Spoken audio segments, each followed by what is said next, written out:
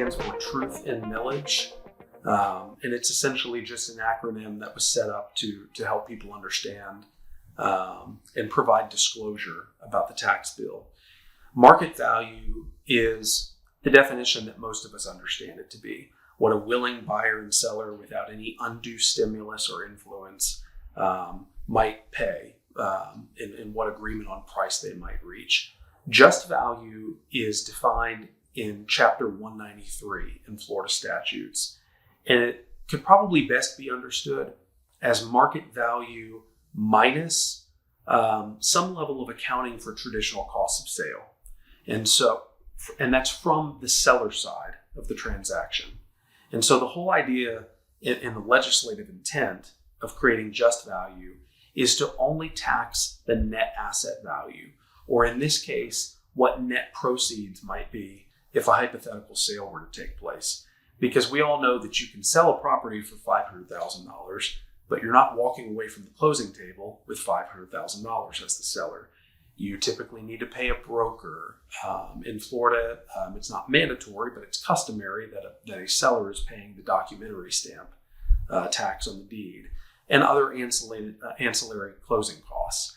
And so the whole idea of just value is to take market value and pull those traditional seller-paid closing costs out of that value. In the context of a real estate appraisal, highest and best use is associated with what is maximally productive for this property that's being appraised. And so in a real world sense, what that means is we've all seen properties that are some older use that's been in place for a long time. Maybe it's an old commercial building that is on a corner, well before a road had been widened. And maybe the old commercial building is associated with something industrial or something that is maybe small office oriented. But now the property sits on a site that should have maybe like a fast food restaurant on it. And so the highest and best use of that property is no longer to continue with that existing building or existing use in place. It's to move on or to graduate, in a sense, to its new or highest and best use. Most real estate appraisals that people interact with are performed on a highest and best use basis. Not all, but for 99% of work that people encounter, it's performed consistent with highest and best use. Capitalization rate is really nothing more than a relationship between price, what the property sells for, and the net operating income. That's really all it is. It's simply one metric of being able to give context to a sales price in conjunction with the income derived off of the property.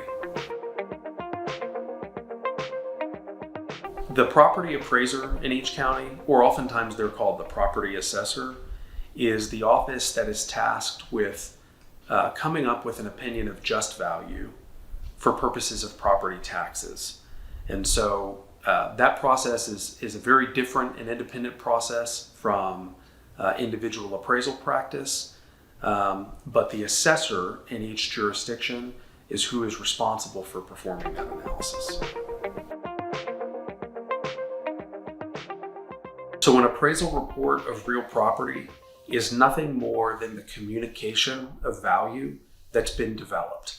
One of the important distinctions to understand in real estate appraisal is that developing an appraisal or forming the opinion and doing all the work that's necessary to form that opinion is distinctly separate from the report that communicates the opinion.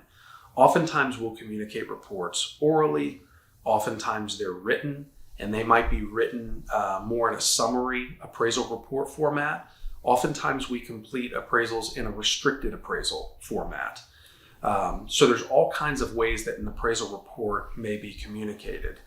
But the important distinction is to know that the report either summarizes or states components associated with the real property appraisal.